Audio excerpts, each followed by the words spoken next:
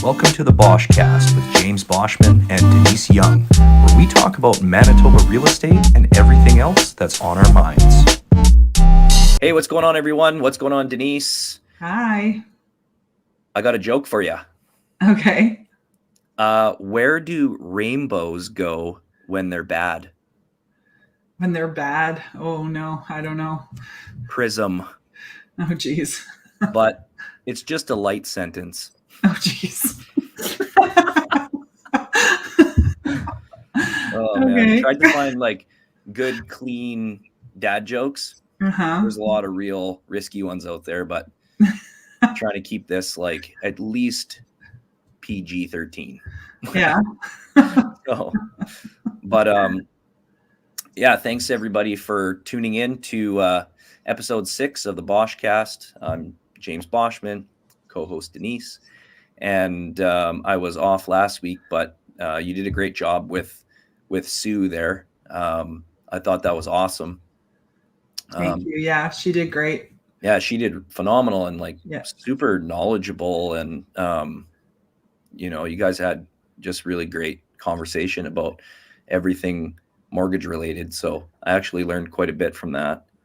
And it kind of got me excited because I do have some ideas of some guests that I think would be really great to bring on and have a good 3-way convo. And so I'm looking forward to lining some of those people up soon in the near future anyways. But yeah, as always, if people listening or watching, if you guys have any real estate related questions or otherwise market related questions, please don't hesitate to let us know, and we'll try to talk about them or answer them on the podcast. And please like, share, and subscribe this because it helps with YouTube's algorithm and gets the good word out there. So we love talking about real estate and helping people. Doesn't matter what the price point is, doesn't matter where they're looking to buy or sell. We're kind of find a need, fill a need realtors. So if you have a need, then we'll try to fill the need. So how was Clear Lake? It was good. Yeah. So I was gone basically Thursday to Monday night, Tuesday. And we went just on a getaway because we were supposed to go on a hot vacation in January, but the flights got all screwed up, which is kind of par for the course with a lot of people.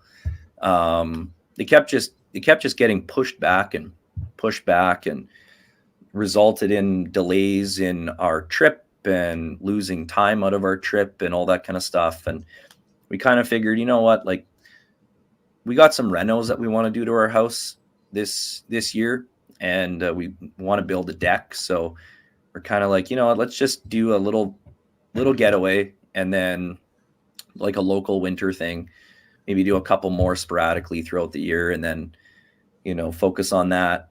We can always do a hot vacation next winter. So hopefully everything kind of simmers down with the flights and all the craziness with losing luggage and stuff like that. So yeah, definitely lots of horror stories out there.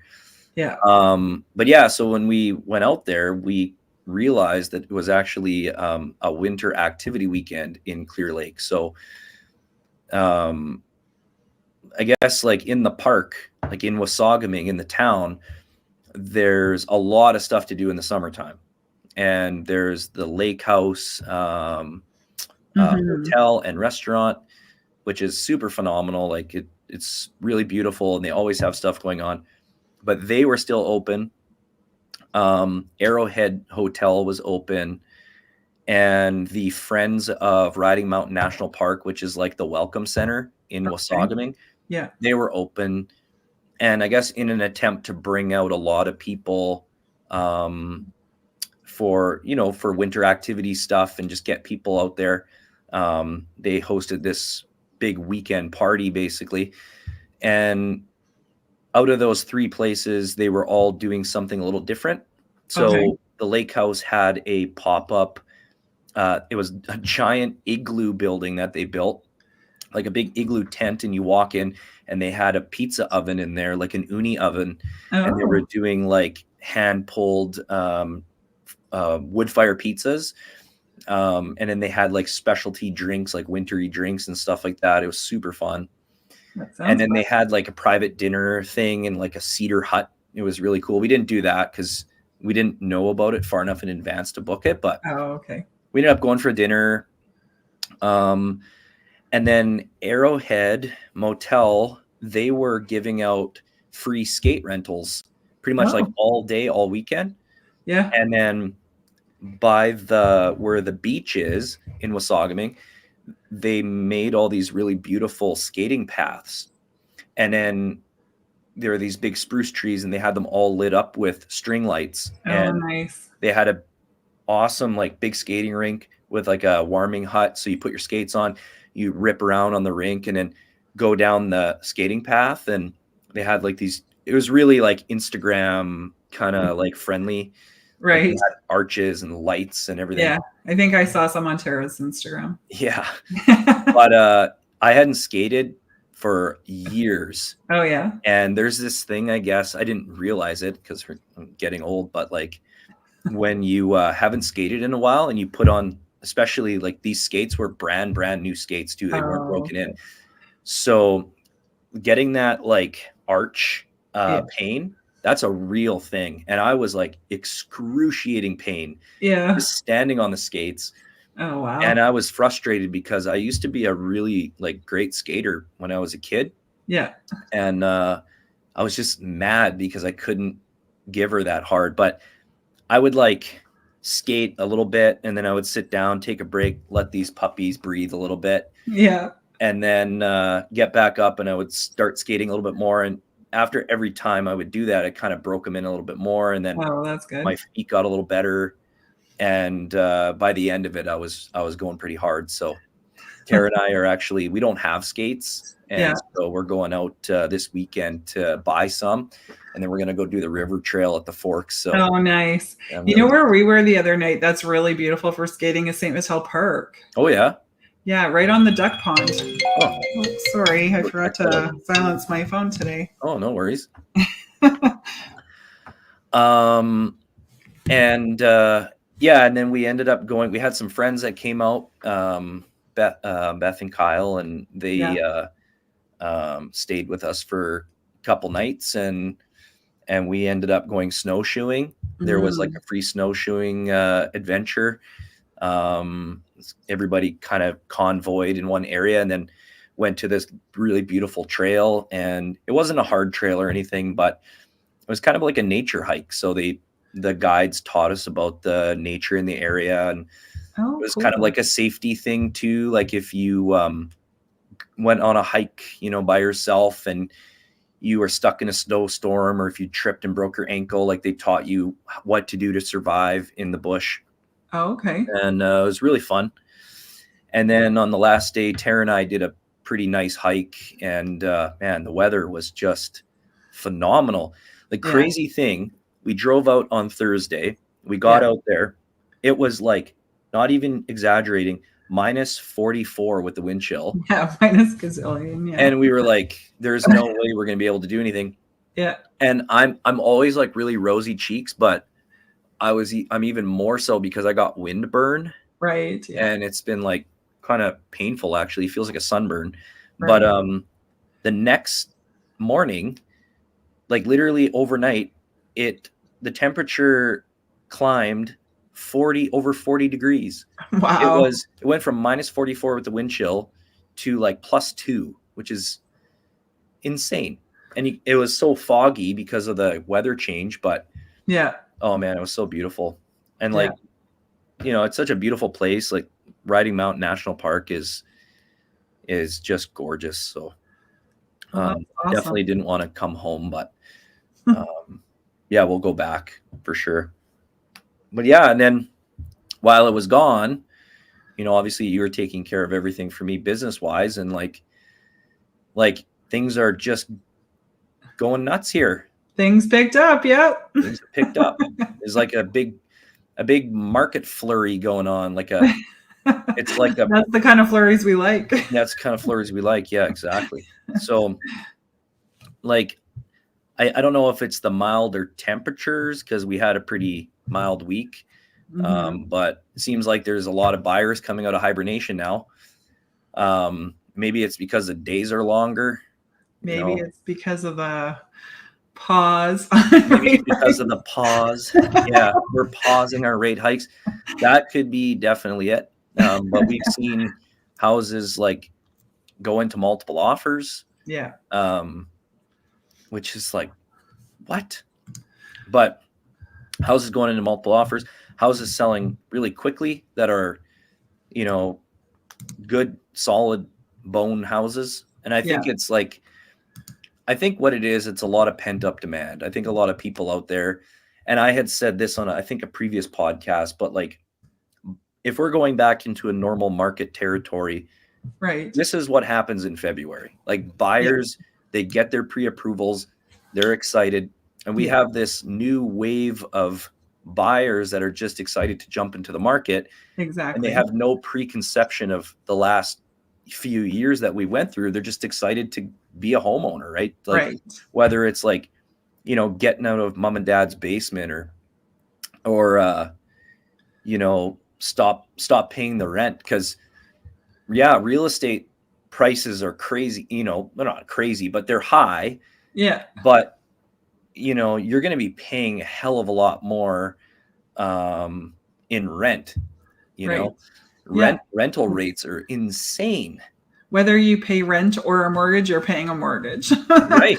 Yeah, exactly. Like you're just paying somebody else's mortgage when you're renting something, right? Exactly. And I get it. Like if you're in a pinch or whatever, if you're having a hard time getting pre-approved and everybody needs a place to live, but like there's like 0% vacancy, and I've been seeing stuff like advertised as rentals like 40 minutes outside of the city or an hour outside of the city, and they're getting snatched up like crazy, right? Because it's like the pendulum that swings back and forth. And but there is, it's kind of a cheesy saying, but the interest rate on renting is 100%. Right. So yeah, and but yeah, we're kind of feeling that. It kind of feels like that 2019, February pre-spring fizzle that's happening right now. Everybody's getting gung-ho to get into the market and start buying, and the phones are definitely ringing now, which is good. Yeah. But yeah, I think it's a combo of, people just excited to get into the market. I think it's could be that the fixed rates have come down a bit because the fixed rates always follow what the Canada 5-year bond yield is doing, and it's definitely come down. And historically, we should be, high 3s, low 4s. And I mean, there are some brokers that I've been talking to that can get like 4.39 with the very specific lender, like a Neo Financial or something like that, or 4.59 on a 5-year fixed. It's not bad at all. No. But I've had other people like, well, why aren't the rates coming down lower? Yeah. Like if the bonds are taking a dive, then like if they're going down, shouldn't the rates be lower? And it's like, well, I think there's a lot more going on. Ultimately, banks can kind of dictate what they do with their own rates. I think that banks are probably having a bit of a liquidity problem, like a liquidity crunch right now. So they're like, let's just keep everything high. And that's why you see, like I had a client yesterday who, went to get pre-approved. So they went to a big bank. Big bank is still over 5%. Like they still have a 5 in front of the fixed rate. Yeah. And he was like, oh, that seems kind of high still. I'm like, yeah, go talk to a mortgage broker. Like they're going to get you something with a 4 in front of it and you're going to be a lot happier. Yeah. And he was like, well, why is that happening? Like, why aren't the banks being more competitive? I said, well, there's probably something else going on there. But also, big banks are governed by the regulator, OSFI. And so some of them, they can negotiate their rates to a point. But a lot of these credit unions and B lenders and monoline lenders, they're not governed by the same rules, so they can drop their pants a lot quicker for you. And the benefit of going through a broker like somebody like Sue or Cam or one of these brokers is that these companies that they're with, they deal in volume. Right. So when they send your application to one of those lenders, they're like the Costco of mortgages, right? Yeah, they're getting a bulk rate. They're getting a bulk rate. So you're always going to get a better deal, you know? But yeah, the rates are coming down. I think a lot of people are excited by that, and they're kind of getting off the fence. And there's a bit of a, even though we talk about, how's it going to bidding wars and stuff like that, like it's still a balanced market. And, but I think that my prediction is that by, third quarter of this year, that's when they're going to start their rate, like decreasing the rates. Right. That's when you're going to see the Bank of Canada start, coming down again. And then we're going to be in a bit of a frenzy period again. Because people talk about pent up demand now. Yeah. Just wait until that happens. Right. There'll be a lot of pent up demand. Yeah, exactly. So, but yeah, so let's talk about, I forgot to put the ticker on here. Oh, but, market flurry. So, I've been kind of, excuse me, sorry. So we're talking about the weather, and I was watching some videos, like macroeconomic videos and podcasts and stuff like that, just really trying to learn more about what makes our like Canadian market tick. And I saw this comment that somebody posted under one of these videos, and it was a video they were talking about Bank of Canada and Tiff Macklem and stuff like that. And somebody had said, somebody please tell me the difference between Tiff Macklem, Governor of Bank of Canada, and the weatherman, because there doesn't seem to be a difference, And, I watched Tiff Macklem, the Bank of Canada governor. He's the guy that comes out during these rate hike announcements and makes the announcement and tells the Canadian public, like, this is what we're doing on behalf of the government. He's the guy that came out, when things were ripping crazy, and saying that don't expect rates to go up until 2024. And, inflation's not a problem. It's transitory and all this kind of stuff. And I know I rip on him a lot, but, it is kind of like the weatherman. And when he came out, the last was at January 25th, when he came out and they raised the rates again. And then he made that announcement that they're pausing. Yeah. He got a lot of backlash about that, just like I thought he would. And because it sends a signal to the market. And what happened after that day was the equities just went crazy. And it sent a signal to the entire market that, okay, inflation's peaked, it's rolled over, and now we're in deflationary territory now. Now things are going to come back down. And he had said, he is pretty dovish during that whole thing. And he was saying, like, this is all conditional upon us pausing, is conditional upon, energy and things that are unforeseen and all these underlying things like the war and stuff like that. He has to say that, like, it's very political.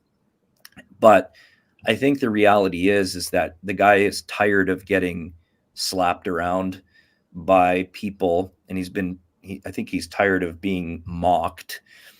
And he came out, him and I can't remember who it was, if it was deputy finance minister or something, they came out and on the most exciting high octane, no holds barred news channel in Canadian history, CPAC. Yeah. I don't know if you've ever seen CPAC, but it's like a snooze fest. But basically came out a few days ago. I watched the whole the whole interview, and he was getting just ripped apart by journalists and reporters from the Globe and Mail and Reuters and CBC and like everybody. And they're like, aren't you concerned that your comments that you made are going to have a negative impact on inflation? And he didn't really know what to say. Like, he was pretty dodgy on the whole thing. Right. But he basically said that he's not that concerned right now because of global supply chain issues are seemingly coming back to normal. It's like, yeah, buddy, like, which data have you been looking at? Like, global supply chain issues have been coming back to normal now for like 6 months, and I think these guys are just so far out of touch with boots on the ground reality of what's happening. Like, there's too much bureaucratic stuff in government where the information has to pass through like a million different chains before it gets to the policymaker. Right. And then by the time they make a decision and change the policy, it's way too late. It's way like, too late, yeah. There's no forward guidance. There's no forward looking. It's just like fly by the seat. Very reactionary. Yeah, it's all reactionary. Yeah. And so he was saying that, basically he seemed like he was really fed up with all the questions. But the reality is this is really bad politically. So they're trying to spin the whole thing. Yeah. And I think that the pivot has started. And I know the Bank of Canada has another rate hike or rate announcement in March. That's another thing. This is the first time in history that the central banks pre-announce when they're going to be doing something with rates. Like, I don't think they normally do that. We don't hear about it, but I think my guess, and at this point, the market's guess, everybody's pretty much priced in that they're not going to hike again in March. Yeah. So, most of the reporters were kind of saying the same thing, and unless something chaotic happens, but they seem confident that these last 8 rate hikes are going to bring inflation down pretty quick. And, I guess we'll see what happens. They're trying to do it without breaking something, but I don't know if they will. But I think that, your last week's podcast with Susan, I think, she was saying, I think that she thinks that rates are going to stay relatively flat. Yeah. Where they are now, relatively the same for a while. Yeah. And I think that I think the same thing. I think all the markets have kind of priced it in too. I think that come Q3, they're probably going to start lowering the Bank of Canada rates. The overnight rates are probably going to start coming down. And so that's why I'm telling people, I can't really tell people what to do, but giving advice, and, a lot of mortgage brokers are kind of giving the same advice. It's like, you're thinking about buying now, don't lock in for a 5-year. Right. Like, do a 2 or 3 year, or do a variable, because variables are kind of risky, but like, the end of the day, this is rolling over now and it's coming down. And I think it's going to happen a lot faster than what people think. Exactly. So, and then when that happens, the market's going to be ripping mad again. And then Tiff Macklem also, he was being questioned on immigration, and boy, they're sure downplaying that, like, oh, really? He's like, oh, there's some underlying demand in the market because of things like immigration. It's like, dude, the Liberals have almost 500,000 new PRs coming here this year, next year, and the year after that. It's like 1.5 million new immigrants here. Yeah. Where are they going to live? In my basement? Right. Like, these people are coming here with money. They're going to spend it. And, in my opinion, demand is demand. And they're trying to downplay the demand. It's like, just because they're immigrants, like, their money is just as green as everybody else's. Right. And we just don't have the inventory for it. So, you know, a lot of people, they're looking for the bottom of the market, like I talked about 2 weeks ago. Like, buyers are waiting for the sky to fall before they jump into the market. And I think it's come and gone already. I think like the last quarter of Yeah. 2022 was the bottom of our Right. market here Yeah. in terms of sales activity, in terms of prices, in terms of all that kind of stuff. And now the roller coaster is starting to go back up the hill, and I think Exactly. that's what's happening now. Yeah. So, but you know, all of this stuff, like, there's so much crap in the news too, like for the foreign buyer ban stuff, and you know, different provinces adding like cooling off periods to their residential real estate offers. Like BC has a cooling off period, which is redundant because you can just like completely cross it out. You don't even need to use it. You know, Oh, you wow. can you don't have to Yeah. abide by it. You can waive it, you know. But Don't all want of to this bother. stuff, you know, even, you know, dare I say, the Real Estate Services Act, like all of these are things are they're government smokescreens to show the public that they are trying to do something about housing. They're trying to they're reaching their hands into the cookie jar and they're saying, we're going to try to make housing more affordable, and we're going to try to do this and try to do this. It's all political. It's all it is. And but behind the scenes, the money that's being spent to go into these things, like taxpayer dollars, is just insane. And it does nothing. Like, it has no impact. The Yeah. foreign buyer ban, it probably will have a little bit of an impact, but it's not going to have this huge, crazy impact that everybody's thinking it's going to have, you know. But you know, the government has to make themselves look like they're making a difference, right? And yeah. But anyways, I know I go on these political rants, but I've never been so politically infuriated and minded in my life until, you know, you have a small business that you're trying to run, Right. and your business happens to be real estate, you know, and helping people buy and sell and helping people navigate through the market. Yeah. I feel like it's more important than ever to try to get a handle on the macro stuff, you know, not just what, you know, that house sold for across the street or whatever. It's important to figure out what makes our market tick in the grand scheme, and how do, you know, other central banks or countries, how do they impact our local market here? Because it paints the picture for what's to come, you know, and it helps to kind of advise people through this scary process of buying and selling. Because at the end of the day, like, it's a house that you're going to live in. Yes. And it's a roof over your head. It's a safe place to live and raise your kids, but it's also an investment. And for people who seem to think otherwise, like, it's, you know, it's at the end of the day, like, life happens, and the only way to get the equity out of your asset is to sell it. Right. So our job is to make sure that they know what they're getting into and kind of have a understanding of what's happening in the market. And Yeah.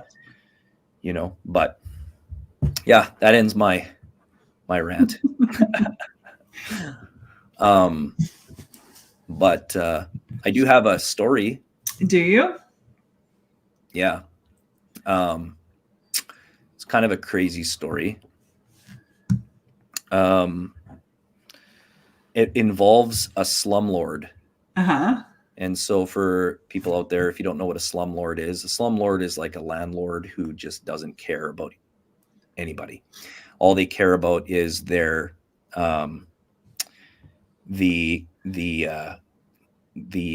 net income that they're making off of Yeah. whoever's living in the property. So basically, what happened was my first or second year in real estate, when you're like a young, wide-eyed realtor, you'll Yeah. think about anything, like you're like a bumblebee, like buzzing around, like trying to just help everybody. And actually had a mortgage broker. It was Cam Rukra. At the time, he worked for Scotiabank before he was an independent mortgage broker. And he called me, and he had this client who was out of town. He lived in BC. I can't remember exactly where, but he lived in BC. But the guy owned like 40 doors in Winnipeg. Wow. So he's a buy and hold investor, a residential real estate investor. And so Cam calls me up and he's like, "Hey, how would you like to work with this guy? He only buys stuff in the North End." And he's like, not like the cozy part of the North End. Yeah. Like not around McPhillips or anything. It's like, what's considered the red zone. Yeah. And he said he just looks for properties that cash flow. He doesn't care who's living in there, how many people are living in there. It's all about cash flow for him. And so he's like, he treats it like a business. I'm like, okay. So he said if you're interested in working with him, it's going to involve showing a lot of these properties. I was like, okay, no problem. Like, I'm not scared to do that. So kind of took what I could get, and I decided to work with him. Now, because he lived in BC, obviously he wasn't here. So he had a property manager who wasn't any sort of like licensed property manager. Like he wasn't accredited in any way. All right. But he was an ex-Hells Angel. Okay. And pretty rough and tumbled guy, like a super big, jacked guy with tattoos, and kind of an older fella, but like right. Tell he lifted.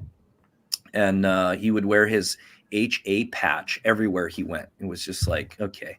I think it was to intimidate and shake down tenants. But right.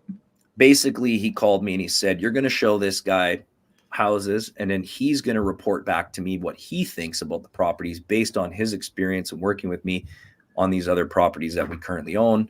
Right. And if he thinks they're good, then we'll get you to write the offer." So like, okay, sounds good.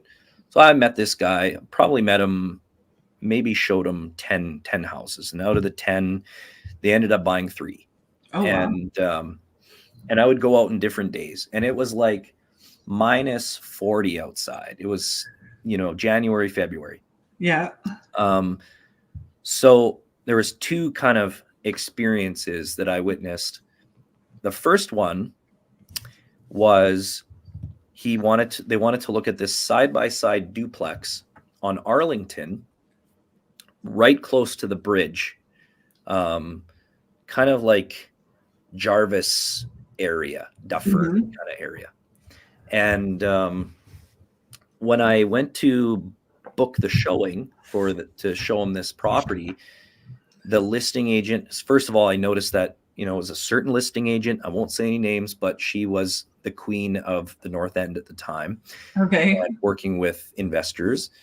And so booked the showing. It said vacant. It just said, links for the showing and go.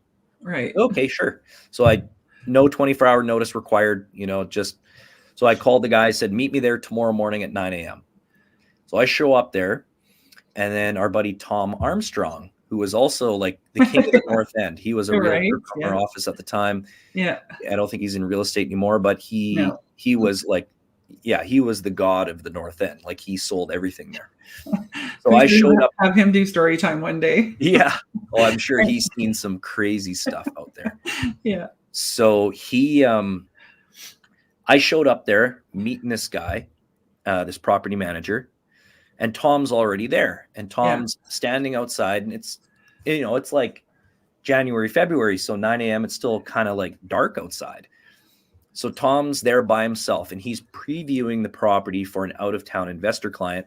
And he's there with a flashlight, like a real big, like, police flashlight. So he's outside and he's looking. And I show up there. I was like, "Tom, what are you doing here?" He's like, "Oh, I'm just previewing it." I'm like, okay, well, I guess we're going to go in together. And he's like, do you hear that?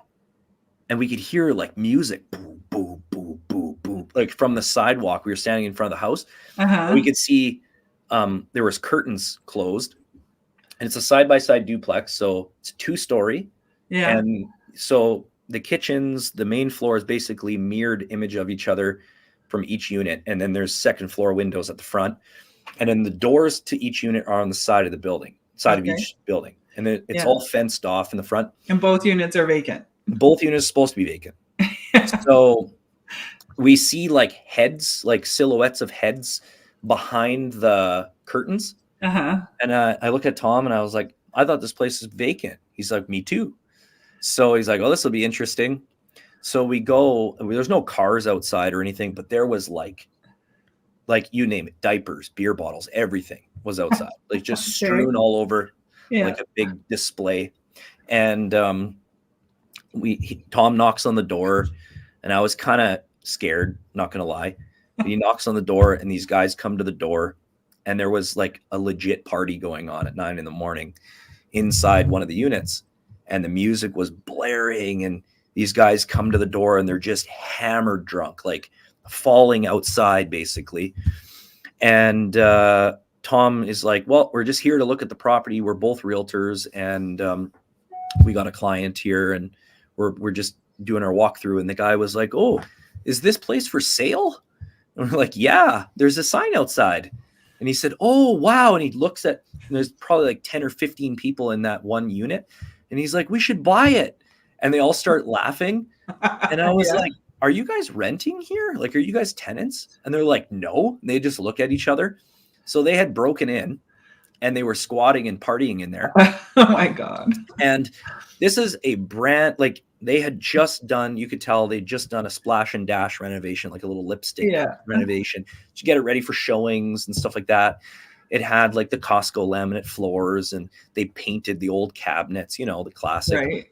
But they just destroyed this place. And it was like, holy man. And then it's an old house, okay, like early 1900s. Yeah. And the wall separating the two units was all plaster. Oh, no. And we start walking in there, and we're like, okay, don't mind us. We'll be quick. And they had punched a hole or kicked a hole through the joining wall. You could see all the plaster, and the lath was all pulled out like this. And I'm like, well, I guess we don't need the key for the door for the other unit. So we just squeeze in the little hole. Oh my gosh. And Tom is like, hello, hello. And he hears like this boom, boom, boom, boom, boom in the other unit. So we're like, holy crap, you know, somebody's in there. And it's like, of course somebody's in there. So then we go in, we go up the stairs, and it looked like, so we could hear this like moaning sound. It wasn't like, it wasn't like that kind of moaning, but it was a guy who had taken some kind of injectable drug. Oh no. And he had just done it, and he was passed out on a blow-up mattress. But the needle, I guess, poked a hole in the blow-up mattress, so it was deflating as he was on it, and it just like closed around him.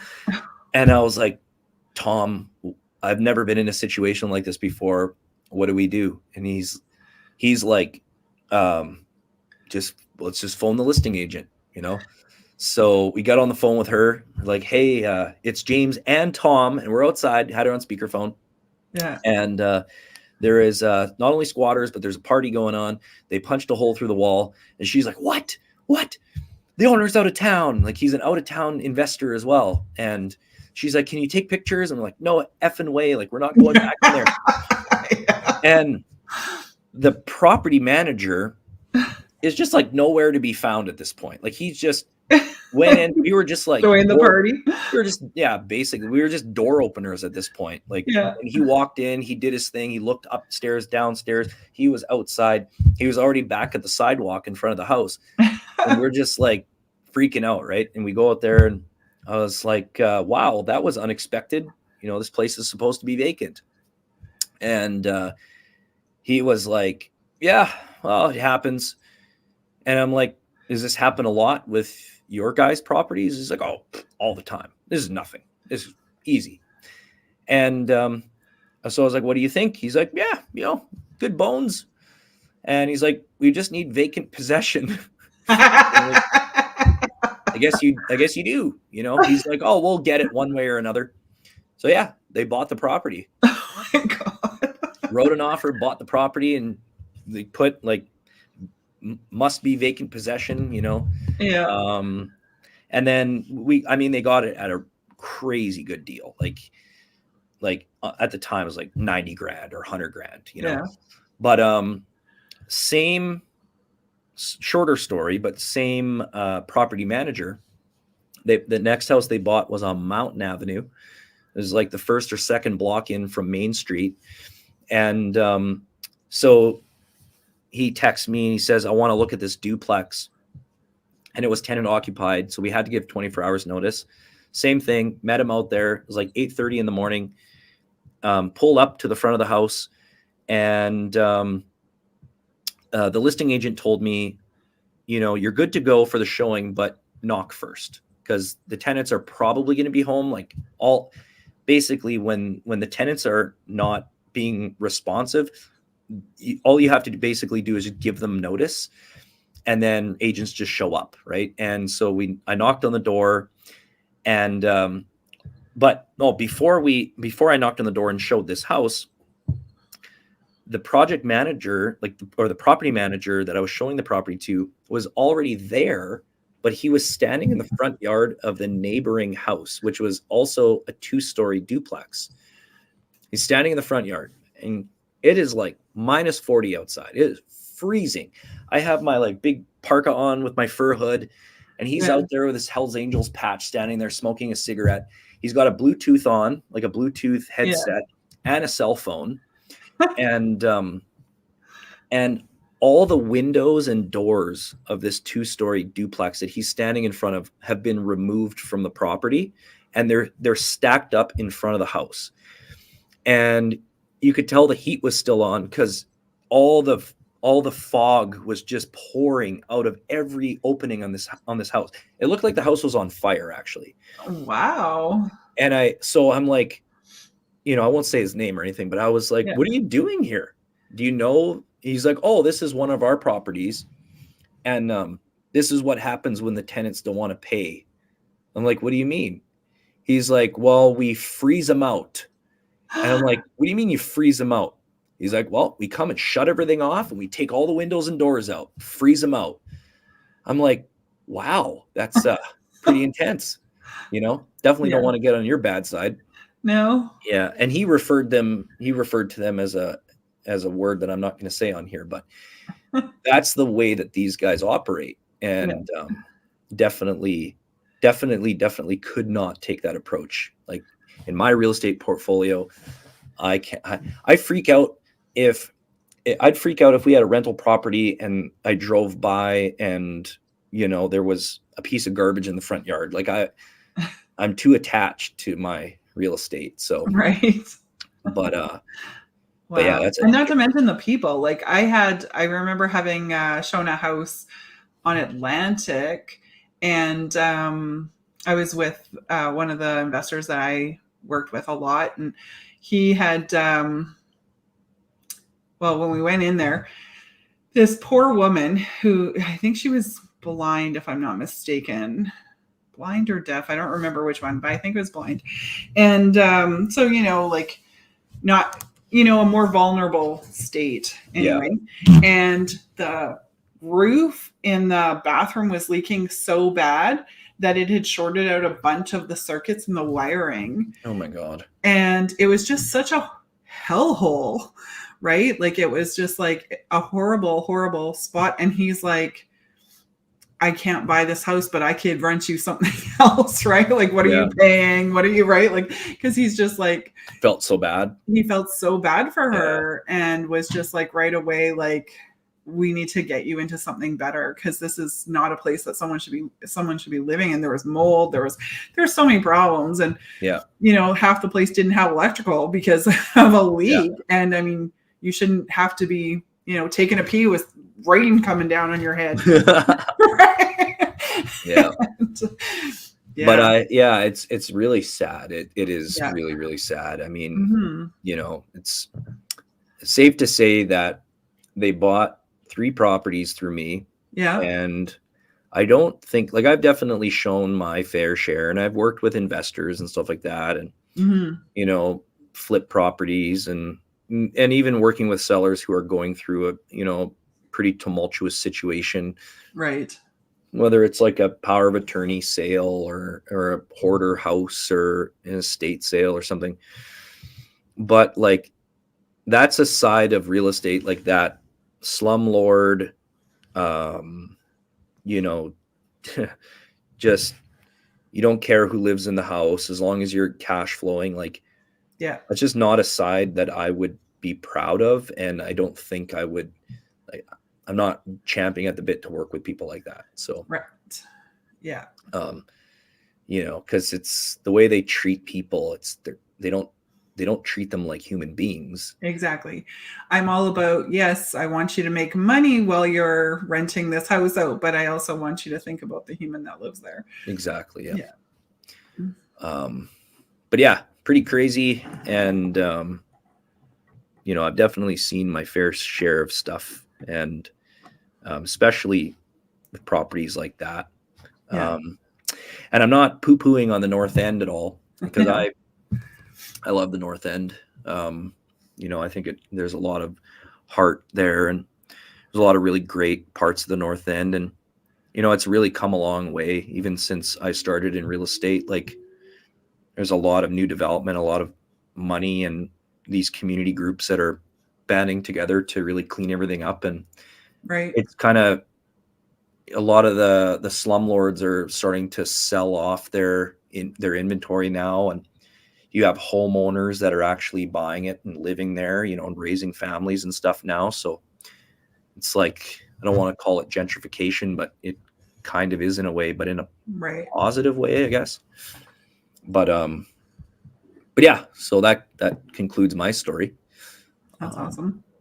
So maybe now we can get into our topic.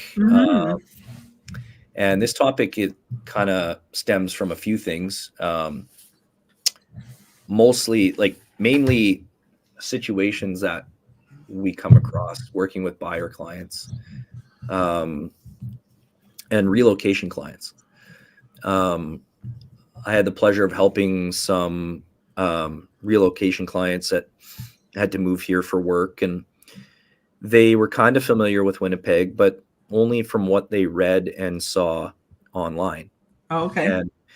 And they had an idea in their head based on where their jobs were going to be in Winnipeg, of where they would like to end up or like to live. And these are areas like River Heights and Bridgewater and Sage Creek and River Park South and Southdale. And I think it was a matter of them looking at realtor.ca while they're still living in BC. They hadn't come out here yet for a house hunting trip, but they were trying to find the right areas for them. And when I had an in-depth conversation with them, and started asking them, like, what kind of a community would you like to end up in?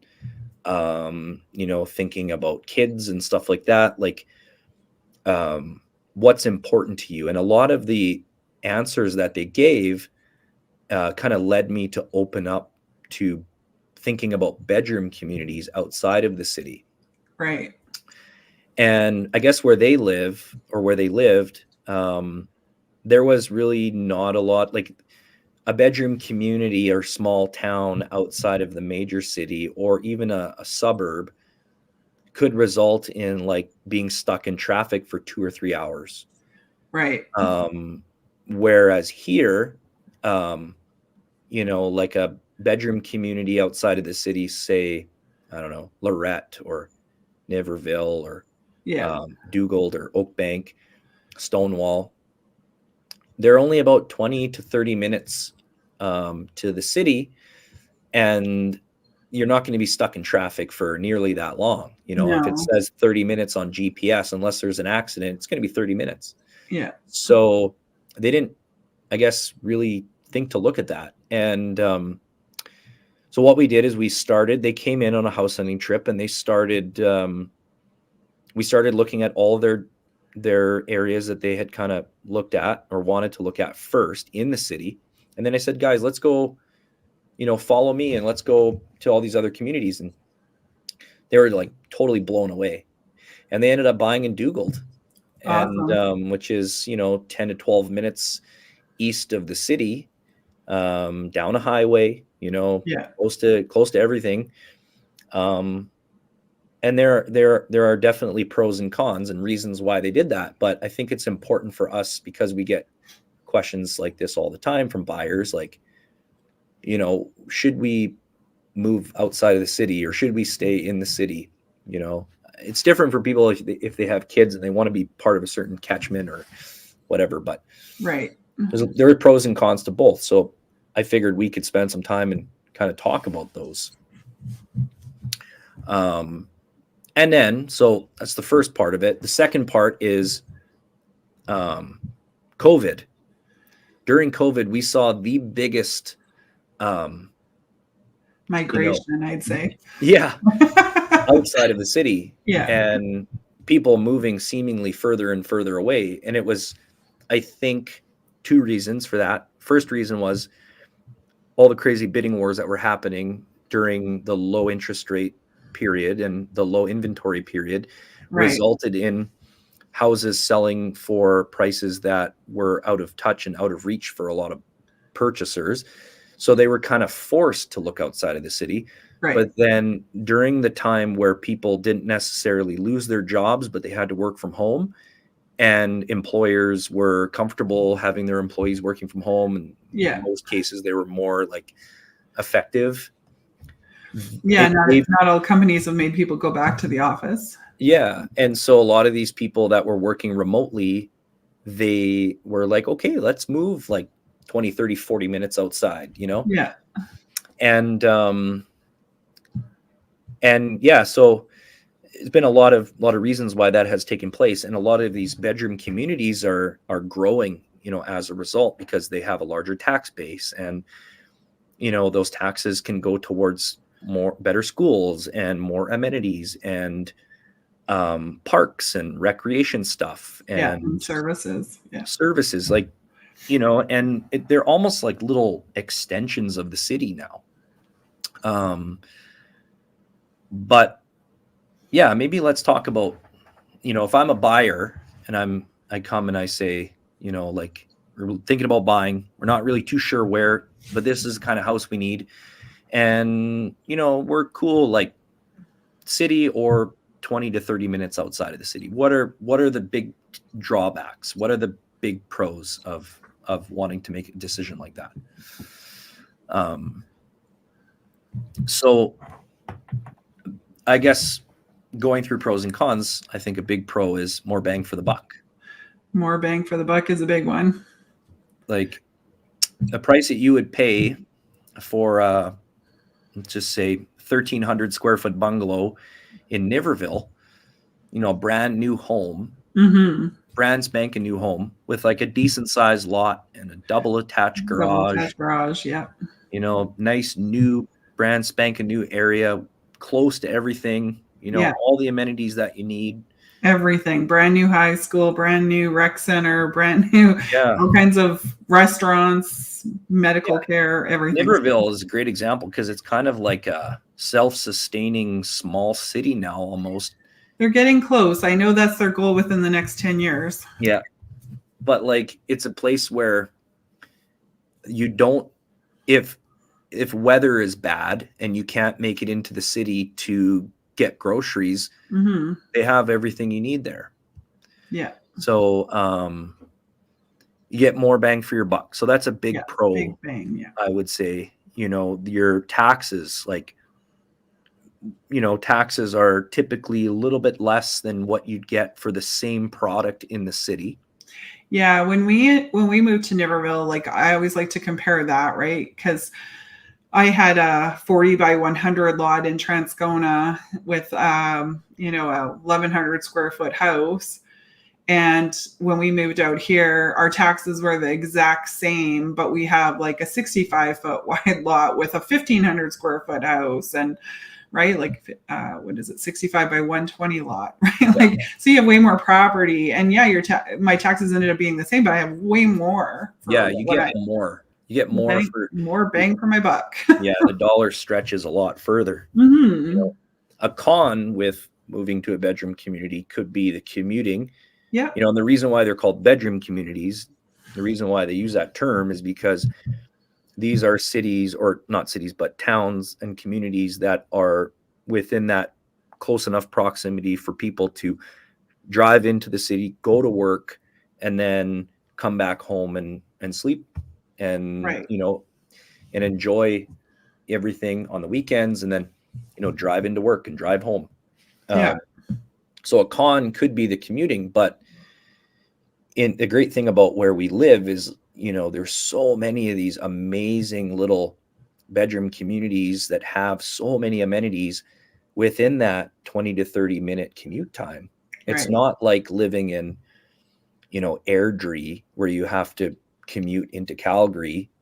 You know, that's a totally different animal, you know, or even like certain towns or bedroom communities, you could call them, in the GTA, where you're going to be stuck on the freeway for hours, you know. Yeah. I know in those cities they have like GO trains now, and they have kind of like rapid transit systems where people that commute into the city, they get on the train, but then you still got to drive, you still got to get on the train, and then you got to, you know, and you're quite limited. You know, at least where we are, you know, you get in your car and you drive everywhere because everything's so spread out. Right. You know, so there's like the fuel costs and the insurance costs and stuff like that cons, definitely. with driving. And, you know, we don't have the most perfect perimeter highway. You know, I think it's the only perimeter highway that I know of any major city of relatively large scale, where you have multiple train tracks of train tracks, where and stoplights, you know. But I think that they're definitely our province is spending some hard money on improving that infrastructure, and things are getting a lot better. But even if you had to stop at a train, like honestly, the most amount of time it takes me to get anywhere in the city, I live in Niverville, and like the most, if I had to go all the way to Seven Oaks, that's pretty much the furthest, right, from my house. And it's like 45 minutes to maybe 50 minutes, right? Yeah. Like, and like it's not usually much more of a ride than that. And that's like, you know, my sister lives in Kitchener and has to, you know, she commutes to near Toronto Airport. Like everything's an hour and a half there. Everything always takes an hour and a half, and that's if traffic's going well. If there's no accidents or anything else. A pro of a bedroom community could be lower crime rate. Right. Yeah. A lot lower crime rate. I mean, we are seeing so much more crime in the city these days. People are like sawing off your Cowlick converter right in the street or at Costco parking lot or wherever.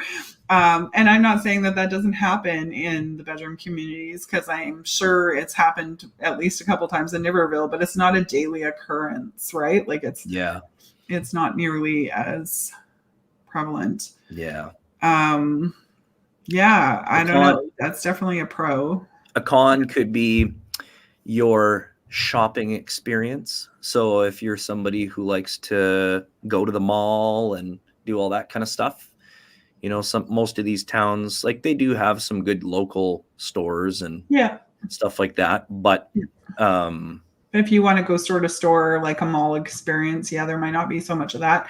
But I mean, it's not that far either. Like if you consider, like, say for instance, when I lived in Transcona, and I mean, it was 20 minutes to KP from East Transcona. Right. Like, or St. Vital Mall was at least 25 minutes. And the one good thing about, the good thing about the city, like despite the the perimeter and everything, is that the major arteries that run through the city, they all connect to that perimeter, and all the Right. highways that connect to the bedroom communities, it's basically a straight shot. So you could go from, say, Niverville up 59 highway, you could take 59 all the way to Transcona, Yeah. and you'd get there in no time flat. Or Yeah. you could jump from 75, which To is a great Keniston. 4-lane highway, and you Yeah. could get right to Route 90, and you could take Route 90 all the way up to Polo Park. And, even during rush hour traffic, it's like a nothing burger compared to sitting in rush hour traffic in GTA, Right. Yeah. Yeah. There's so much shopping. Like, honestly, I of course I talk about Niverville a lot because that's where I am. And the fact that there is like multiple major routes from Niverville to the city, to different areas of the city. Like, I know, some people love shopping at the take 75 in and go to the Keniston area. There's Costco, the everything's outlet there. mall, IKEA, everything. There's so much there. It's easy to get to St. Mattel Center from here. It's easy to get to KP from here, or Regent area, right? Like, there's so many options, and they're all like 25 to 30 minutes away, right? Like, when the highways are bad, or if there's a bad accident, I don't have to take 75 in. I don't have to take 59 in, right? Like, there's multiple ways to get to the city. And those are things that I like to help people consider when they're picking where they want to live. If you're picking, like, depending on where you have work and stuff like that, like, you want to pick something that's fairly easy. Like, in our winters, we do have closed highways sometimes. I wouldn't want to have to rely on just Highway 75 all the time. Right. Right. 75 closes a lot. I remember when we were selling in St. Adolphe, that was a really big factor for a lot of people to consider, because St. Adolphe is kind of, you can take St. Mary's Road and get into the city that way. But if the river is flooded, or if the roads are bad, you could jump across the bridge to 75 and go in that way, and then you have a 4-lane highway. Or you could go east down 210 and you could hit 59. Exactly. There's like multiple entries and exits out of that town. So no matter where you work on which side of the city, your commute is relatively the same, and you have access points to get in and out, right? Right. Same thing with Dougal. Dougal, you have 15 and you have 206. Yeah. So if you're could even go Garvin, depending on what side of the city you work on. Right. And it's that's a great thing about these towns. They're very accessible. Right. Exactly. I mentioned Garvin because I used to work on McPhillips when I lived in Enola. So we used to take Garvin to 59 and then the perimeter. Yeah. Pro, I think this is a big pro. Mm-hmm. Being somebody who grew up in a small town and went to a small town school, the pro is that your kids are going to have a closer proximity to school, right? And feel a little bit more safe walking to school, right. Or there's a nice community feeling on the bus if they have to be bused. Yeah. Right. Yeah. You're either close enough to walk or you're being bused. Yeah. And that small town community feel I think it's so important when you're a kid. Mm-hmm. Not that growing up in the city is bad by any means, but there's just something to be said about that, and as you get older and you look back, like that's one thing I really appreciate about, my life is going to a small town school and, getting to know a lot of those people and a lot of those families. It was a lot easier to remember everybody. And, there's always cliques when you're in school, and there's always like clubs and stuff. Yeah. But growing up where I grew up, everybody was, because it was a relatively small city or small town, like it was everybody kind of knew each other, and there wasn't a lot of like picking on people or bullying and stuff like that. Everybody was kind of, fluid and would go from clique to clique and hang out with everybody. And go to parties and stuff like that. So, but yeah, you know, I think that small town schools are always great. I'd say another good thing, I have a couple more pros actually. Yeah. Most of these towns have full services like town sewer, water, garbage and recycling pickup, all that stuff, right? Like there's not a lot of, like I'd say the majority of the bedroom communities include all that. Yeah. And if they don't, they have it's still easy services. It's not like you're dealing with like septic tanks or septic fields and stuff like that, right? Like, right. Because I mean, if you want to be really rural, right, you're going to deal with that.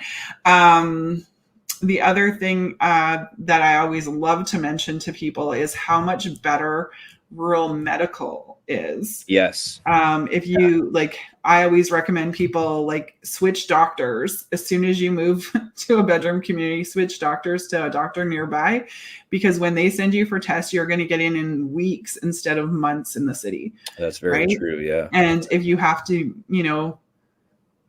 ultrasounds, colonoscopies, all that stuff is within weeks instead of months. Yeah. And there's so many more hospitals. And I mean, yes, if you have a heart attack, you probably still want to go to St. Boniface, but,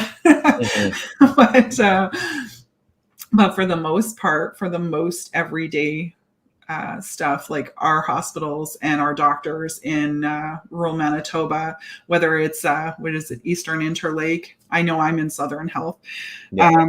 Like they're awesome. Yeah. Right. They have awesome care. Yeah. Yeah. I agree. A con could be like things like dining if you're a foodie, or entertainment. Some of these towns might have a few restaurants sprinkled, right? But where I grew up, it was like the options were pretty limited. Yeah. And, going out for a nice family dinner or like a date night. Yeah. The greatest thing we had was like Boston pizza. Yeah. That was like the holy grail. Like everybody went there. Yeah. That was like the peak of the culinary. I like Portage's Boston pizza. Yeah. We always stop there. But and then it was like 500 pizza places, and yeah, it was like pizza and chicken. Niverville has lots of pizza and chicken too. Yeah. But they also have a really good tavern. I know, like, I'm thinking, okay, where else? Dugald has Chicken Chef. So again, chicken and pizza. And we had some friends move to Dugald. Yeah. And they moved from Transcona. Yeah. And they like not huge cooks or whatever when they didn't cook a lot of their own meals when they lived in Transcona. Yeah. And the reason why is because they had DoorDash and Skip and Uber Eats and all this kind of stuff, right? Yeah. So now they don't have any of that. Now they don't have any of that. Yeah. But what it did is it forced them to cook good food. And so they stock up at Costco or wherever. And Dugald is relatively it's like 8 minutes to Oakbank, and they have a big co-op grocery store there. Yeah. So they load up, and then now they're into like barbecuing and smoking meat and, all that great stuff. So you could spin this in the other direction too. Your culinary experience could be forced to improve and have a lot better food because of it. Yeah. I fell in love with the Instant Pot when I moved to Niverville because, again, we can't just pick up the phone and order takeout. I mean, we can, but we can only eat so much chicken because that's the only takeout here. Right. Well, sorry. No, that's the only delivery here. We could pick up Chinese. Yeah. I would say a big pro would be community events. Yeah. Like sometimes when you're in the city, like if you're in an area of this city, like there's always community events that go on. Tons, yeah. But sometimes it can feel hard for people to kind of like fit in. Yeah. Especially if you're a first time buyer and you're moving into like a new area that you're not familiar with because, maybe price is dictating, okay, I can only really afford to buy a house in this community, the chances are there's going to be a lot of lifers in that community, or people who've grown up there that Yeah. feel like they're a little bit closer, have a closer sense of community. And not to say that people aren't welcoming of newcomers, but it's a little bit, can feel a little bit more overwhelming, I find. Right. Whereas in a small town, people are so, especially a bedroom community, like 90% of the people there are from elsewhere. From elsewhere, yeah. It's like on the East Coast, they call it, come from away. Oh yeah. So it's like a lot of people that come from away that Yeah. live in these towns. They Yeah. come from the city, or they come from a different province. And so it's more of like a melting pot of different people. And the communities are kind of built around that. And the events are built around that. Right. It's a great way to like get out and meet your neighbors and meet people and meet friends and all that kind of stuff. Yeah. But oftentimes, most of these towns, they're going to have an arena or a community center where they're going to have a barbecue event, or they're going to have a farmer's market, or they're going to have, lots of stuff. And it's a great way to get out and meet your neighbors. And, maybe they have like a dog walking club. Maybe they have a Facebook group where they offer different things like paint nights, or, whatever, like golf events. Mom's nights out. Mom and toddler dates and stuff. Exactly. Like that. Yeah. So it can give people like a easier entry point into finding their unique identity within a community. Right. And then that leads to my last pro, which is just the small town comfort. Like growing up in a small town, it's just more laid back. It's more chill. It's more like lemonade stands on the corner.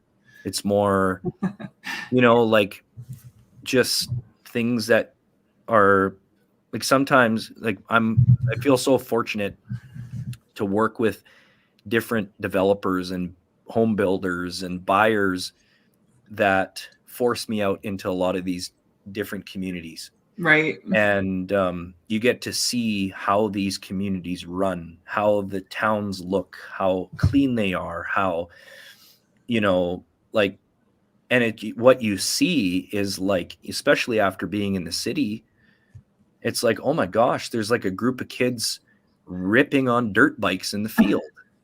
Yeah. Or just like, oh my gosh, there's actually kids playing outside. Right. The kids playing outside is a big one. Like when we moved here, and I mean, sure, there was a lot of kids playing outside when I lived in Transcona, but like constant, like under supervision, right? Like there's less need for supervision here. And I'm not saying that people are letting their toddlers play outside on supervision. Wild children. But there are a bit more wild children, right? Like, a few doors down, there's like a family with 5 boys. And, I mean, once the oldest one kind of hit a certain age, like, there was lots of times where they're outside playing and mom's in the house. And that freedom and that creativity, what it does is it helps kids to build character. Absolutely. Yeah, I see those kids walking their dog every day, and I'm just like, those kids are learning stuff. Like, they're going to be capable adults, right? Like capable people, even in their teens, right? Yeah, it's cool. Like, going out to some of these communities. I mean, there's always like a huge hockey presence in the wintertime and in the summertime, whether it's like ball hockey in the middle of the street and the kids are pulling their nets away. Like you it's less likely that you would find that, on Kildare Avenue, No, you definitely won't. I mean, there's a lot of parks in the city, so that's a pro. Is there's lots of parks around, but being able to go out in your front yard and skateboard in your front street with your friends, or play ball hockey, ride bikes, like take your dogs for a run. There's just something nostalgic feeling about a small town and a community feel. So, but yeah, I mean, there are so many great communities around Winnipeg. And we work in all of them. And I would say that, I finding myself working more in these communities now than the city. And, but I love it. It's so great.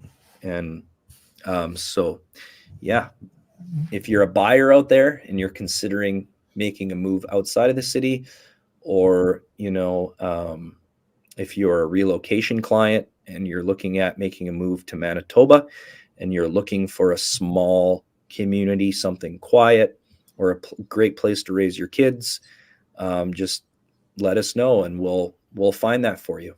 Yeah.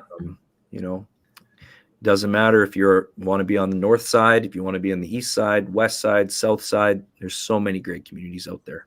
Absolutely. So, but that's a great segue into giving some flowers away to some local businesses. Yes. And my businesses are all in the city, so not in small towns. So are mine, I think. I'll let you go first. Oh yeah. Okay. So Spice World, it's at 137 Marion, and I know that they're all non-GMO and probably a bunch of other positive things too. But I make my own chai every couple of weeks, and I just find like their stuff is so much better than like say picking up at Bulk Barn or Superstore.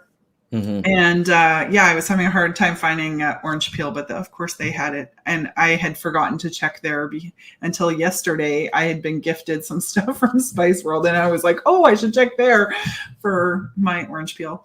I had to go there one time I was making a mulled wine.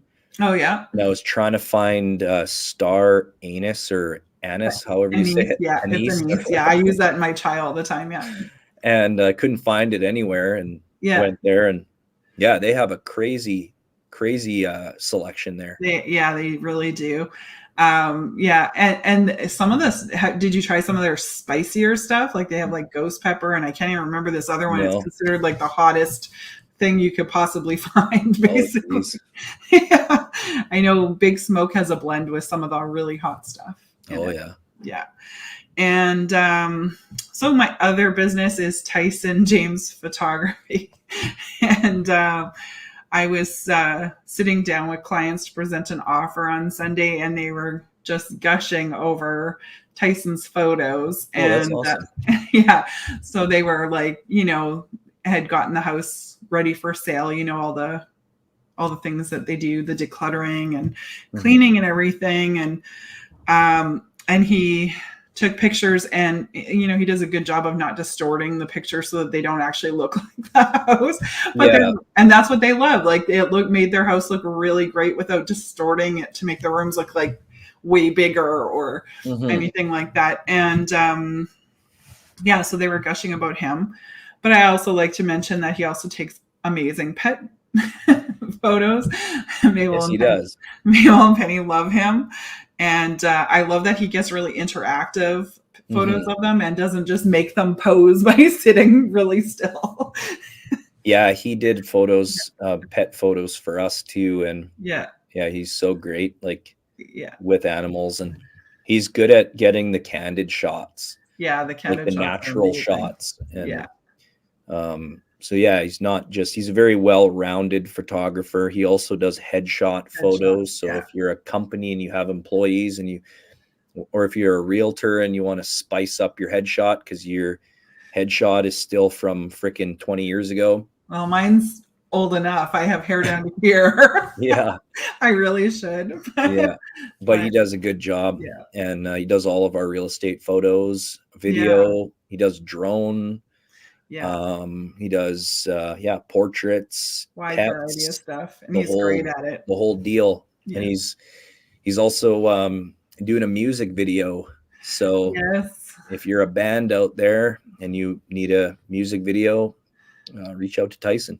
Yeah, he's got lots of fun things going on. Yeah.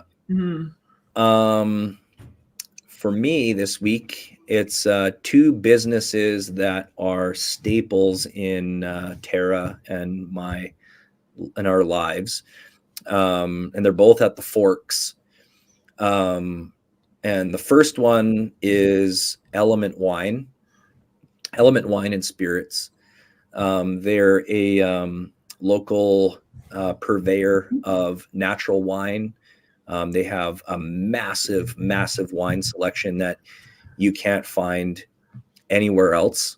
And we've tried. Yeah. And a lot of it is, small purveyors, small growers.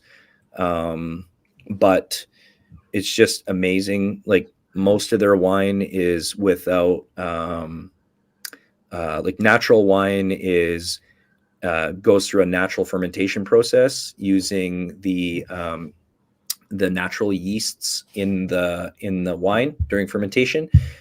So they're a lot more punchy. They're a lot more, and they're a lot better for you because, I mean, you still get a hangover, but they're not jam-packed full of extra sugar or coloring.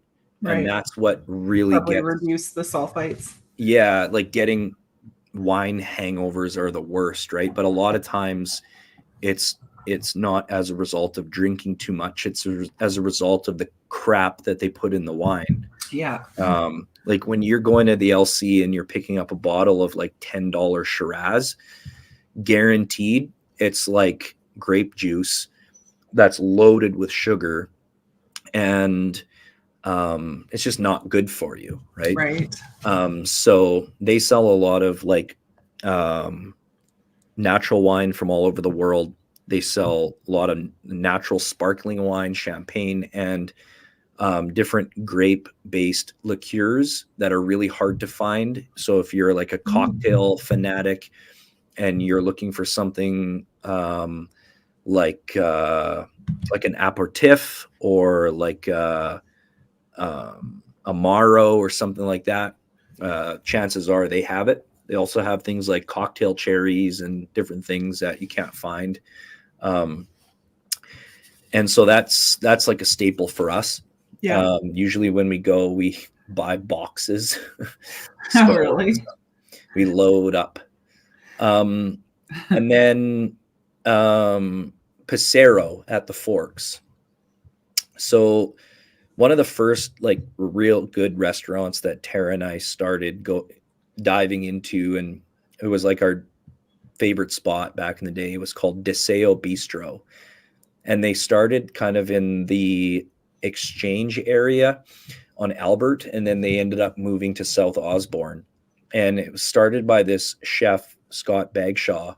It was a phenomenal restaurant, kind of like Spanish influence. And it's all tapas style. So you order like smaller plates, shareable plates, but you order a whole bunch of them, and flavors and everything. And the quality of the ingredients were so amazing. And then they closed down Deseo, but then in its wake, he opened Pacero, which is an Italian restaurant at the Forks. And then he opened Make, which is like kind of like an Asian fusion, Japanese kind of style, Chinese style restaurant. That's like in the Corridon area. Oh, okay. And then he opened a restaurant called Enoteca, which is very similar to Deseo, very like heavy Spanish influence. But they're all tapas style. And, we love them all equally, but Pacero just has the best staff. They're so friendly. They will remember your name. They just like, the service there is so incredible. And the food is like, oh my God, you could lure me into a cage with that stuff. But our favorite dishes there are, we try to order everything, but favorite dishes are the carbonara. They have a lobster carbonara, which is the most amazing thing ever. They have baked gnocchi. It's like little potato dumplings, and they're so good. Sometimes they put like truffle and black garlic, and they do this beef short rib that just like melts in your mouth. Yeah. And then my favorite thing there is it's a cauliflower. It's like a roasted cauliflower, and it has brown butter, and it has Gruyere cheese on top. Oh, And like, oh my God, like it just, that sounds amazing. you're eating it and you're just like sliding off the table. It's like one of those restaurants where it's so good. It's so rich that you just want to like put sweatpants on after. But yeah, they have great wine. They get a lot of their wine from Ellement as well. So it's a great way to like go try some different wines, maybe try some different cocktails, and then go to Ellement after and try to find those bottles. And then yeah, but oh, so good. It's so good. I can't wait to go back there. I'm salivating. But yeah, so that's it for this week, I think, hey? I think so. Yeah. But again, thanks so much, everybody, for tuning in to episode 6. As always, like, share, subscribe. And yeah, if you guys have any questions or anything you want us to run through or answer on next week's pod, then we'll definitely do that. And I am working on a list of guests we want to bring on. Right on. Some of them are real estate related. Some of them aren't. You know, they're local business owners and stuff like that. You know, it's always interesting to talk to different people and get like a more nuanced perspective. But yeah, I hope everybody has a great weekend, and look forward to seeing everybody next week. Sounds good. And go Jets go. Finally get the Jets back tomorrow night from the break. Let's go. Awesome. All right. See you guys. See everybody. Okay. Take care. Take care. Bye. Bye for now.